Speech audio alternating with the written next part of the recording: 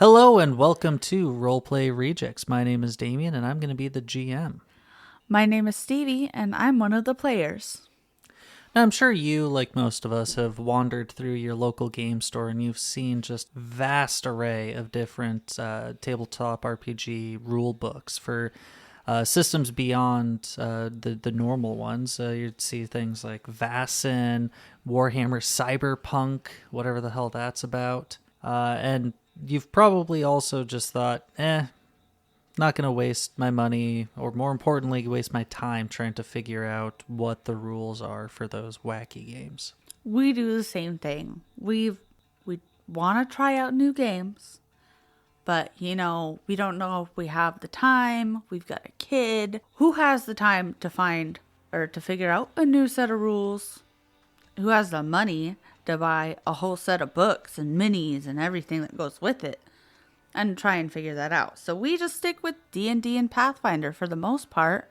Yeah, we've been sticking with Kingmaker for a while, doing weekly sessions, but we thought with this podcast that we'd try and branch out into some of these different games that don't necessarily get as much attention as they rightfully deserve.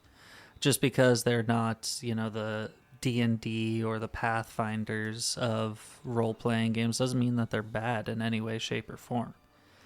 So what we're going to be trying to do is start off with the Fallout role-playing game recently released by Modifius Entertainment. And it is important to let you know that we are in no way affiliated with Bethesda or Modifius Entertainment. But you can find the Fallout RPG and others at modifius.net. That's MODIPHIUS.net. So, as I'm sure you saw in the episode title, this is just going to be an episode or like a session 0, but not like the normal ones where we go through the nitty gritty of like trying to make everyone's characters, but just trying to go over just a brief overview of what the rules are, so that then when we start getting into the actual sessions, it's not going to be a total surprise as to what's going on. So to start off with, this is what's called a 2d20 system. And Stevie, if you wouldn't mind. So basically for this, you have attribute ranks, which are basically like the main stats when you're playing. Yeah, you can equate these to like your strengths, dexterity, things like that. Yeah.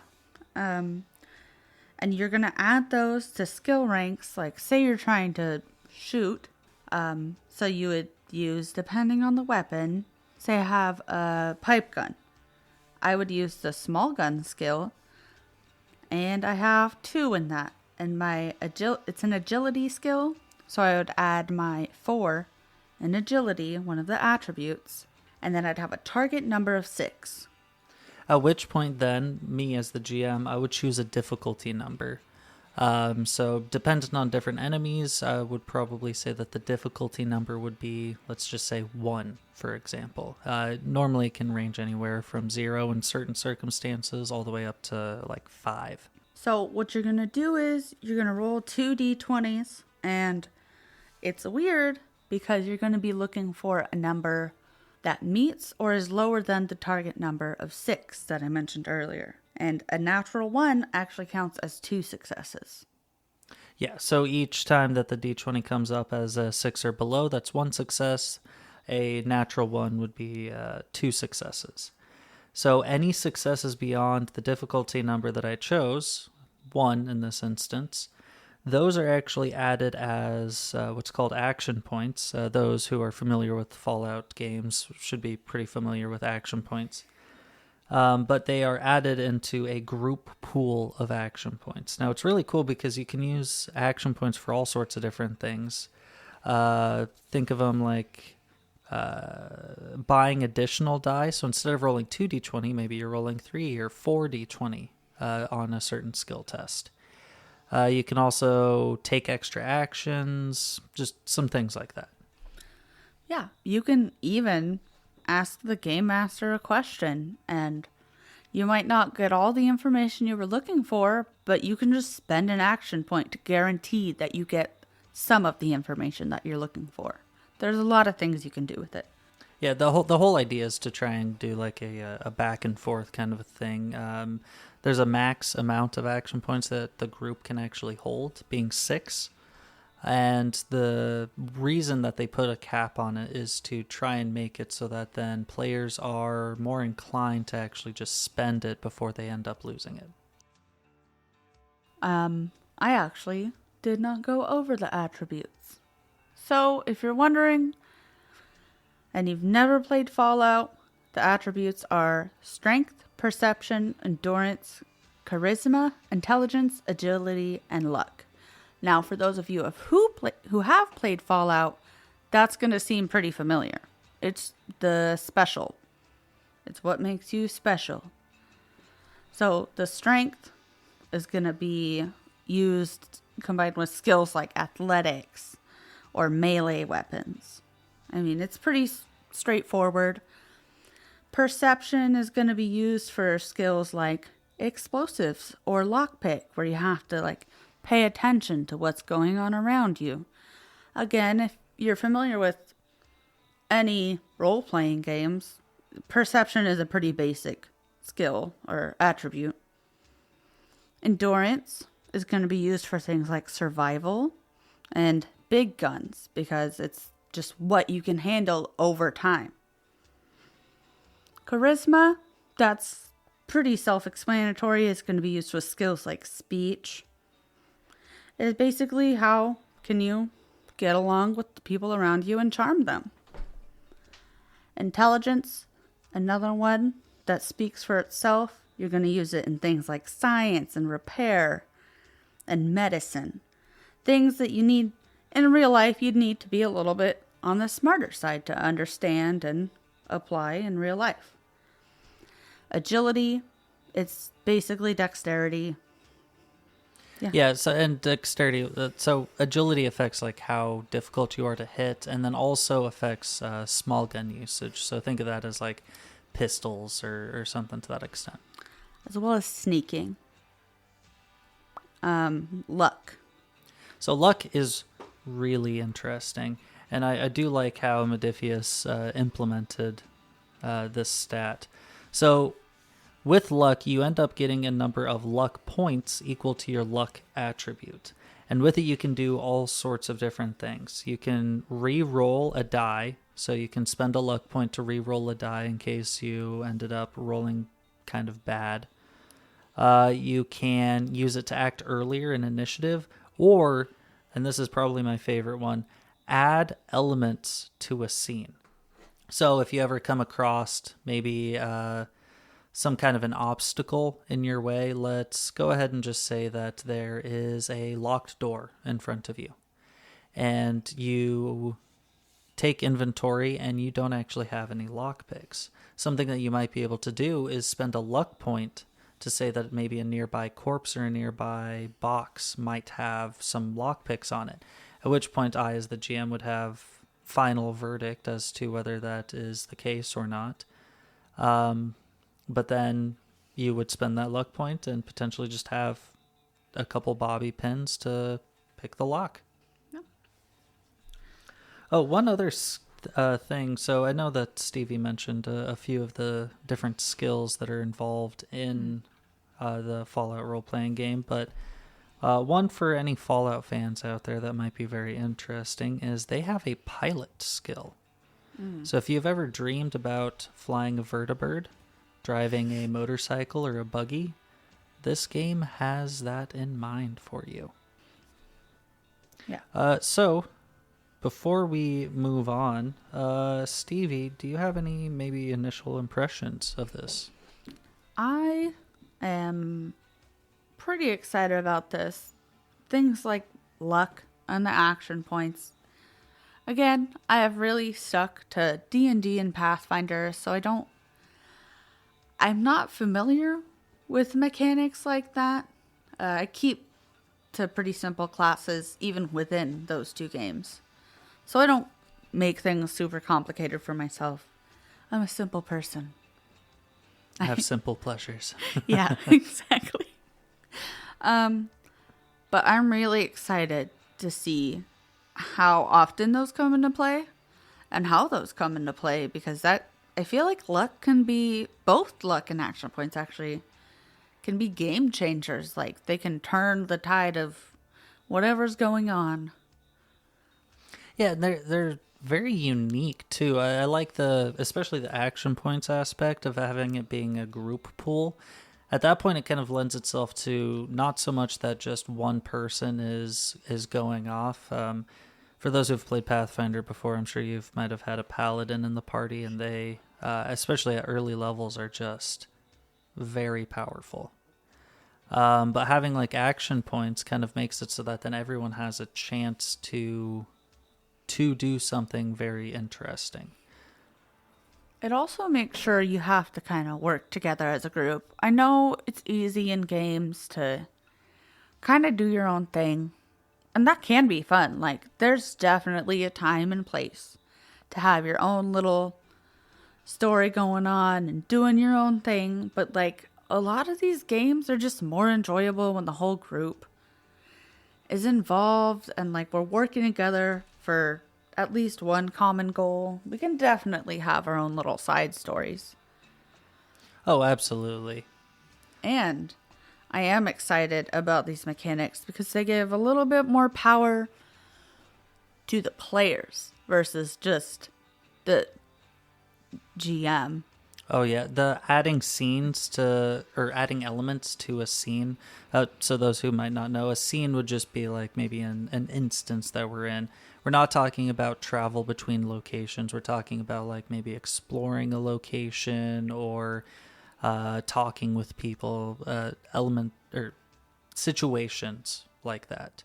But like adding different elements to the scene, it's very open-ended, and I think that it's done on purpose so that then people can add whatever they want. In combat, maybe there's an explosive barrel or an unexploded car. I'm sure we've all been there when we accidentally stand next to an unexploded car that just detonates and ends up killing you, and you realize that you haven't saved in a while. Not speaking from experience, of course. I call that a Tuesday. But then also just even in like social situations, adding different elements to the scene, like it just seems like there's a lot of application for something like this. Surprise, there's suddenly a drink there for you to give the vendor who's been giving you lots of trouble and just needs a drink, just needs to relax, and maybe, wow, oh my gosh, I have this beautiful bottle of bourbon. Oh my gosh, hey, here you go. I mean, I definitely reduce the difficulty of any tests regarding that vendor easily. Yeah, you can easily make a friend. It can change so many aspects of the game, and it just makes the GM less godlike, and it just allows us to be more creative as players. Yeah, adds kind of like brings itself to more of like a interactive experience for a lot of the players. One other thing that I think I failed to mention is that all of the skills have an associated attribute to them, and that's just what standard you would normally add whatever attribute to this skill. So acrobatics, for instance, you would normally add strength to the skill, or medicine you would normally add intelligence to the skill. Oh, it is athletics, my bad. It's okay. We're learning this game. But just because a skill has an associated attribute with it doesn't necessarily mean that that's the only attribute that can be used with the skill. In fact, I think one of the most interesting ones that I can think of is with medicine, actually. If you come across a person who might have, I don't know, their bone is like sticking out of their leg or something, you could make a pitch that your stronger character might try and just force the bone back into the body. At which point I would say, sure, why not? Let's go ahead and do a strength plus medicine check just to see if you can shove this bone into this guy's body. Oh, no. I It's a didn't more think about that. yeah, it's kind of an extreme one, That is. but I mean that just kind of goes to show what the 2d20 system can actually do. So, without further ado, let's meet the players. My name is Joseph, and my character is Doc. Why don't you go ahead and tell me what your experience is with tabletop role-playing games? Okay. I started playing role-playing games in your house.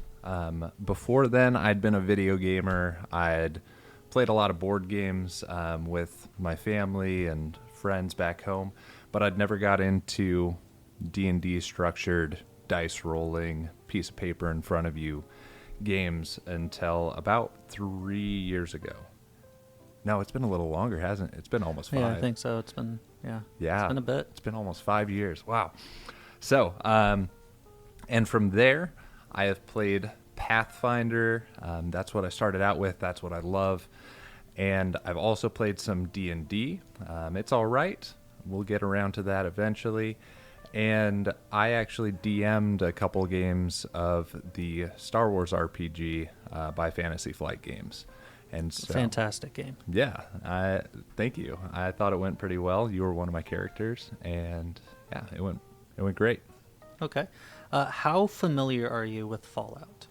Okay, so Fallout is the reason I bought an Xbox. I had a roommate in college, and he had Fallout 3, and I used to play it way into the late hours of the night. I actually broke one of his controllers because a mole rat jumped out at me. I just threw it, and it was 2 a.m, right? I was scared. Not gonna lie. Fair enough. I mean, mole rats are kind of They're terrifying. the worst, and I thought I'd cleared out the building. Anyway, I decided to buy my own Xbox when he moved out, and he gifted me his copy of Fallout 3 because he wasn't going to be playing it anymore. So from there, I've played New Vegas. I've also played Fallout 4. Currently going through a playthrough of Fallout 4 just to get back in the feel. And I played the Vault Dweller game on my phone. Oh, Fallout Shelter. Fallout Shelter, that's what it's called. Where you control the vault and you're the overseer. And I'm really getting into that one. It's a lot of fun. Yeah, they did pretty good on that one. I mean, it's Yeah. a mobile game, so it's never going to live up, but it's definitely. it's pretty good. But it's keeping me in the vocabulary of the Fallout world, and so I've been using it as a refresher to prep for this. Tell us a little bit about the character that you're going to be playing. All right. So I am playing James Tyrrell Donnelly, also known as Doc Jimmy. He's got a southern accent, something like this. I'm going to try and keep that the entire time. I do accents occasionally with my characters, but we'll see how that goes. Yeah, we're not voice actors. Yeah, we so- are not voice actors. We are not fancy, schmancy podcasters just yet. We're getting there. Soon. Soon. So, James, Doc Jimmy, was a member of the Brotherhood of Steel. He was born in the Brotherhood of Steel. His parents, James Sr. and Emma, were both paladins, and he grew up in that environment as a scribe and was making his way through the ranks. And in his teens, his parents were both killed in a raid. And he decided from that point forward that he was going to become a medic, and he was going to try and save people from the same fate that his parents had. So he became a medic. He got ingrained in the Brotherhood of Steel, learned that ideology, and wasn't able to save enough people. He felt like he really needed to get in there and do more work, and some of the other medics suggested, take a little jet. This chemical, this drug, for those of you who don't know what jet is, gives you more agility. It makes you more aloof, more ready to go. And so by taking this jet, he would be able to stay up longer and work longer hours and save more people potentially. But the Brotherhood of Steel found out that he was addicted to this chemical, and he got kicked out. At this point, he started a family and became more of your normal wastelander. I forgot what his wife's name is.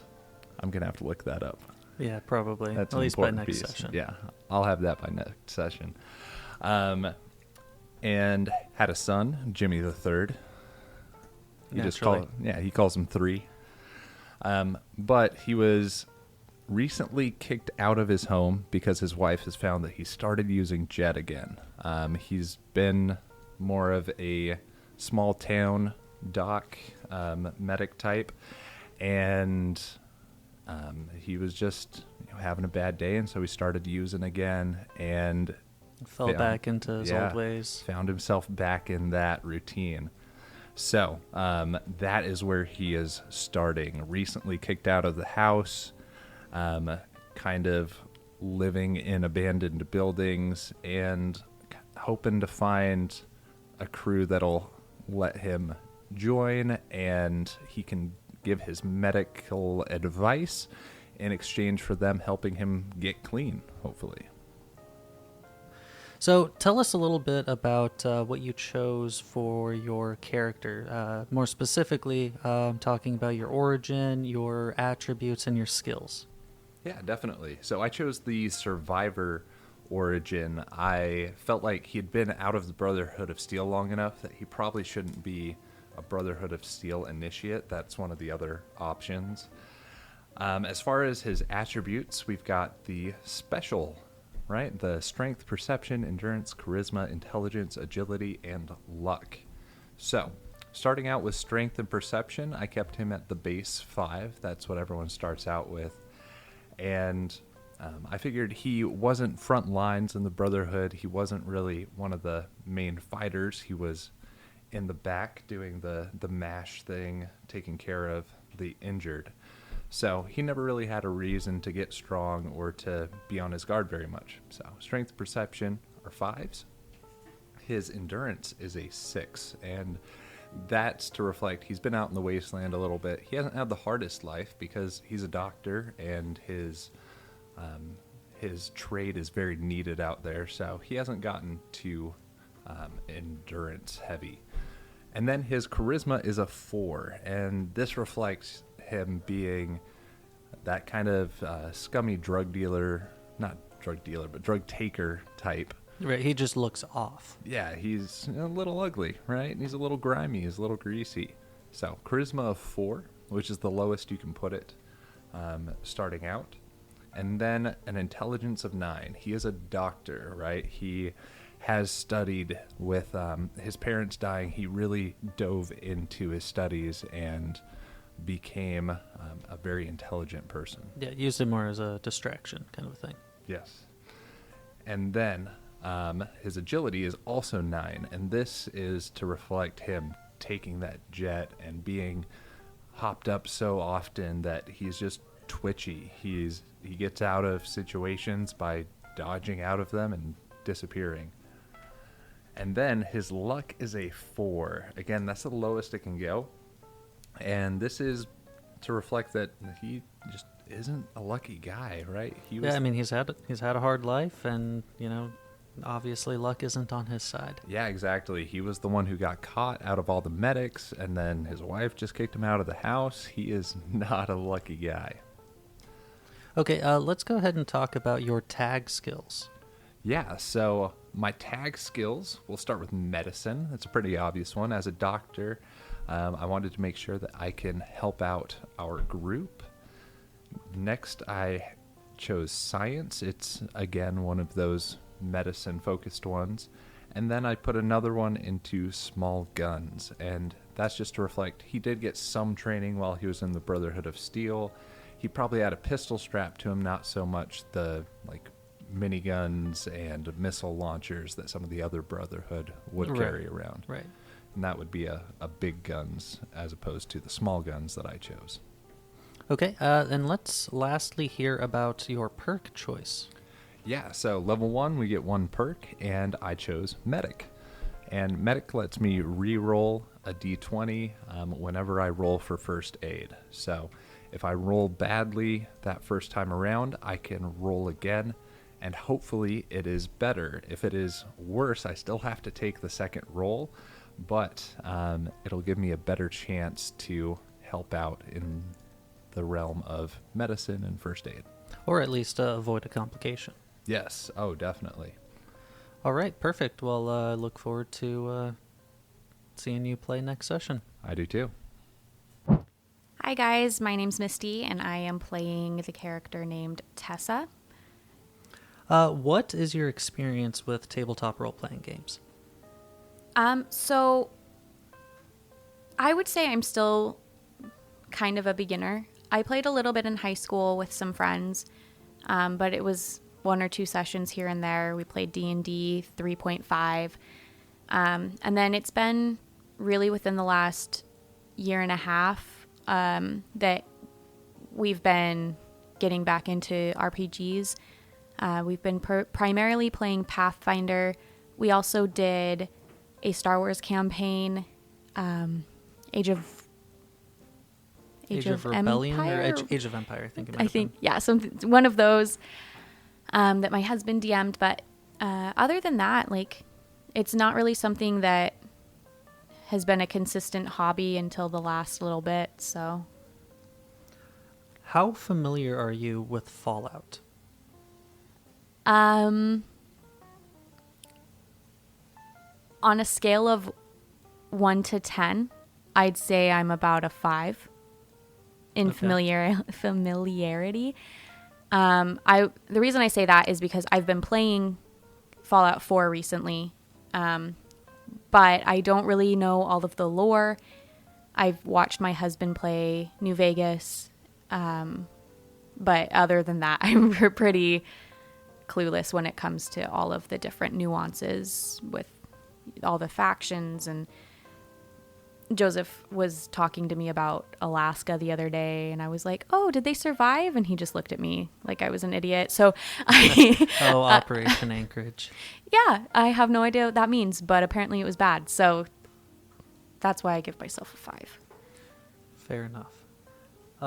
Tell us a little bit about the character you're going to be playing. Ooh, okay.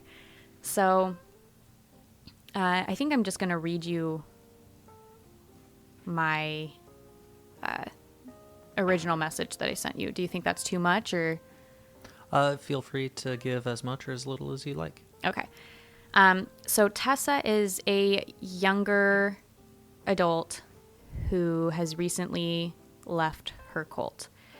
The cult had a community underground that they created separately from Vault Tech. They were in kind of a doomsday preppers situation back before the war. They were like, oh no, the world's going to end, so let's go underground. But they didn't really believe in all of the Vault Tech type stuff, so they created this kind of community around the normal way of life. And they, in order to kind of keep some,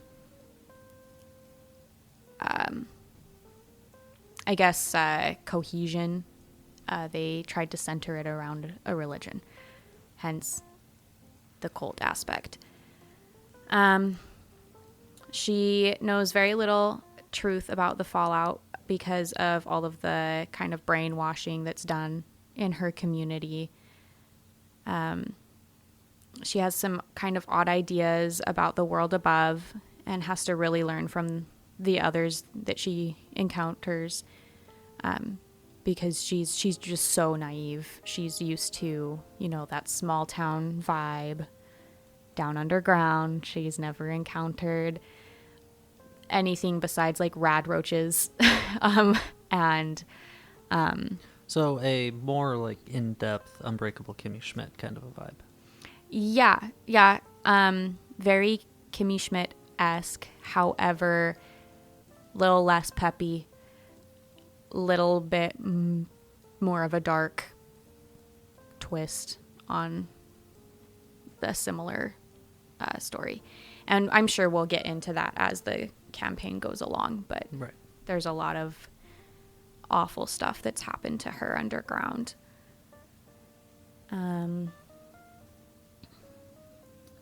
You know, honestly, I feel like the rest of it I'd rather just have unraveled Okay. as we go. Is that okay with you? Yeah, absolutely. Cool. So that's Tessa. So tell me a little bit then about your character sheet. More specifically, I'm looking at the origin, the special attributes, what tag skills have you chosen, and what perks have you chosen? Okay, so Tessa's origin is she is a survivor, and then she is a mercenary subtype. And the reason that she's a mercenary subtype is because the whole reason that she's going out into the world and leaving her underground cult is because her sister escaped, and she's being asked to go find her and bring her back. So she's not a mercenary in the sense that like she's got a bounty that she's trying to carry out, but she has a similar mission set. You know, she's literally only there to go get her sister and go right back. Right, and probably equipped by the cult themselves. Yes. Mm-hmm.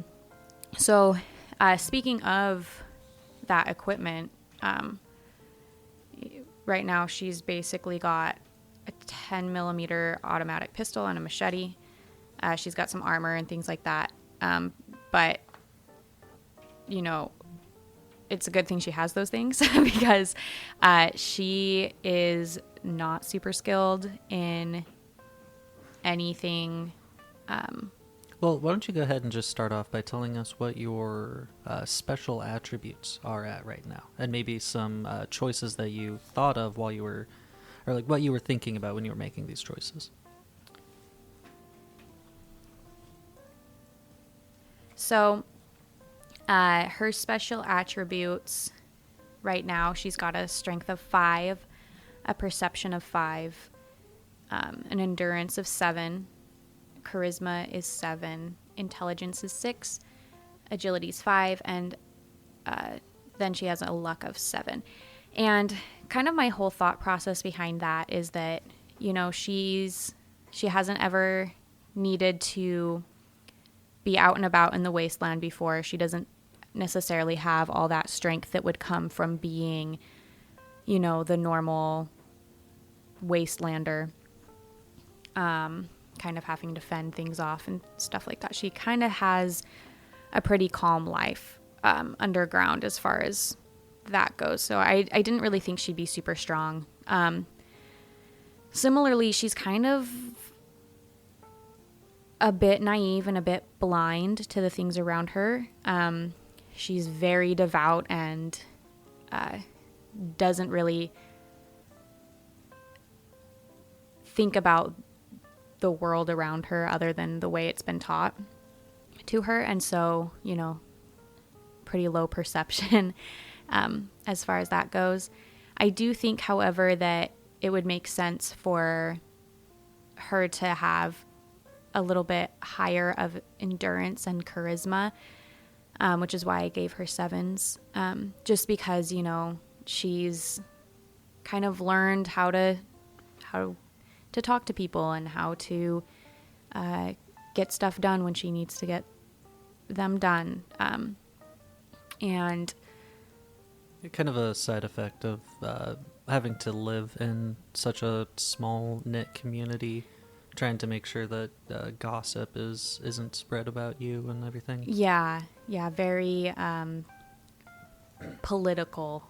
She's got that down pat. I think she's a smart kid, so, you know, she's got a little bit higher of intelligence, but again, she hasn't experienced the world, so I didn't want to make it too high because she's smart, but she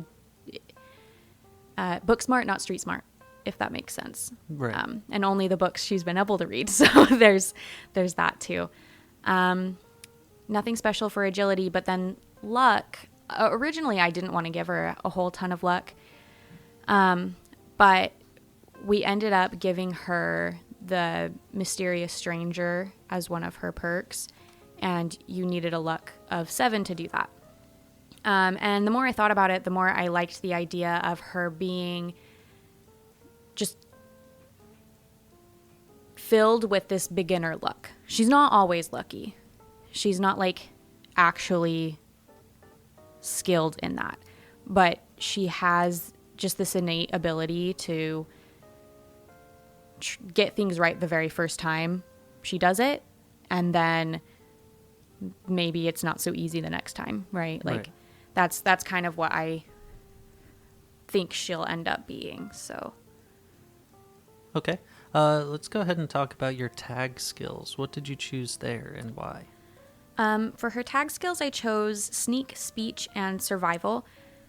I think just because of her background, the way she grew up, sneak and survival, even though they are a sneak, especially, even though she's not necessarily an agile character. I think in order to survive in the community that she lived in, she had to learn how to be sneaky in order to, get things done. There's that saying that strict parents create sneaky children. That's kind of her, right? And then, like we talked about, she's really charismatic. She's good at talking her way into and out of things as needed. And then survival, again, she's had a really hard time growing up, whether she knows it or not. Right. And she's learned a lot of really good survival instincts from that. And that's why I gave her that as a tag skill. Okay. So that makes sense.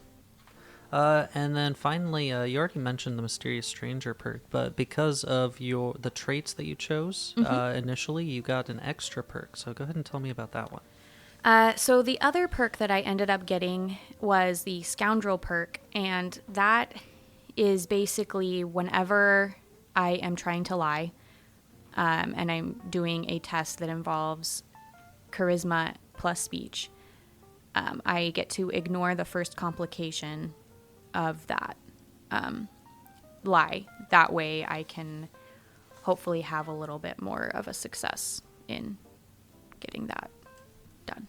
Okay. Well, thank you for sharing, and look forward to seeing you next session. Can't wait. Hi, I'm Wesley, and I will be playing the character named Lucky. What is your experience with tabletop role-playing games? Not too vast. I've been part of multiple D&D 5e campaigns. A lot of them that have fizzled through, lasting only like a couple of months. Currently, I'm part of your Pathfinder campaign. We've been at it for a good few months now, pretty consistently, meeting every week. So that's the most consistent campaign I've ever been a part of. But outside of that, I've been part of a few ragtag campaigns throughout the years. I've DM'd a couple as well. How familiar are you with Fallout? Not very much at all. I've heard some random bits of lore here and there, just from having friends who have been super into the series, and doing the occasional reading on the internet. I know about very few vaults, and I know about a few named NPCs in a few of the games, but overall I have a very limited knowledge of Fallout as a series. Okay, tell us a little bit about the character you're going to be playing. Okay. So like I said before, his name is Lucky, and he's come from a vault where the populace was separated by gender, and he essentially had to participate in fight clubs and take on bets in order to take care of his dad, provide food and medicine for him from the other vault dwellers who would just bet their supplies on the matches. His dad would tell him stories of his family, and they had a pendant that was passed down from generation to generation of a 6-sided die with the face showing on the pendant having 7 points on it to represent impossible luck. And as such, the firstborn of that family, takes the name Lucky to represent the family. Interesting. So now I would ask, can you go over what's going on with your character sheet? Maybe just tell us about your origin, what your special attributes are, your tag skills, and your perk. Sure. And maybe just go ahead and tell us maybe your thoughts on while character creating, just what you were thinking when you were making some of these decisions. Yeah. So the special attributes are pretty focused. 7 strength, 7 endurance, 10 luck, and the rest of the attributes are 4 ranks. My attack skills are athletics, melee weapons, survival, and unarmed, with extra ranks as well in small guns, big guns, and medicine. The idea mostly being a fighter while he was in the vault, just really focused at taking hits and dishing hits out, as well as the would-be family inherited luck being the reason for the maxed out luck. Go ahead and tell us about the perk choice that you had at level 1. Oh yeah, I picked Adrenaline Rush. What that does is if my HP is below its maximum value, my strength is treated as 10 for any strength-related tests or melee attacks. Do you think maybe you chose that because that's how your character Lucky ended up winning a lot of these matches? I think so. I like to imagine that he's not particularly aggressive by nature. He fights for necessity rather than pleasure. But once he's in a fight, and he knows it's either him or them, so he fights with that level of vigor. Interesting. Okay, well, I'm looking forward to seeing Lucky in action come next session. Thank you. I'm looking forward to playing him. Hi, my name is Stevie, and I'm going to be playing the character named Frankie. What is your experience with tabletop role-playing games? I've only really been introduced to them the past few years. A little bit of D&D, a little bit of Pathfinder. Unfortunately, I've only really been in one campaign that stayed consistent as far as the people who were in it and playing it frequently.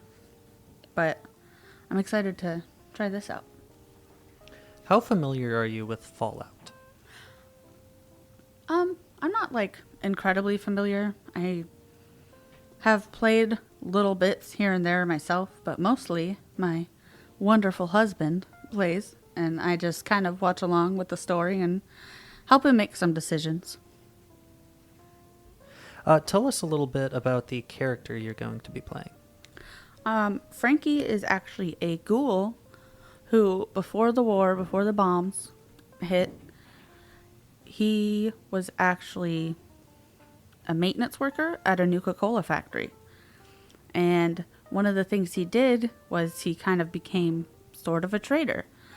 And because he knew how to break down all the machines in the factory, he made a lot of money breaking down and selling all those parts. Okay, and I do understand that he has a goal. Could you talk a little bit about that? He does. Unfortunately, a while after the bombs hit, caps started becoming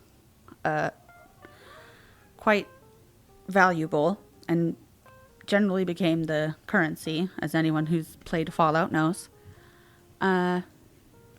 And so his plan is to go around, check out all the Nuka-Cola factories, get all the parts he needs. He's actually still a trader. He wants to start a counterfeit cap business. That sounds quite lucrative. So can you go ahead and just go into a little bit of what's going on the character sheet specifically? I'm talking about what origin you picked, your special attributes, some of your tag skills, and what perk you chose at first level. Oh, as I mentioned earlier, Frankie is a ghoul. And because he's a ghoul, he actually has the trait necrotic post-human. Yes. And he actually heals from radiation, which is hopefully going to be pretty helpful. And as a perk, it's Cap Collector. And what that does is really helps him out as a trader because he can raise or reduce prices by 10% when buying or selling items. Interesting. Can you go ahead and talk about his attributes and his skills, and just tell me what kinds of character choices you made as you were making some of these choices? Well, generally, ghouls I don't think are known for their strength. So he's got 4 for his strength. He's got a lot of charisma because as a trader, if you want to get good deals and make good trades, then you got to be pretty good at working with people. Right. And he's been around for a while, so his perception is 7. It's not bad. Because, again, it's an important skill to have when trading. Right. He's probably had a bad deal or two. Oh, yeah. I mean, you don't gain that experience with success. Right. Right. And yeah, for endurance, it's a 6. I mean, he's a ghoul. He's been around for a while.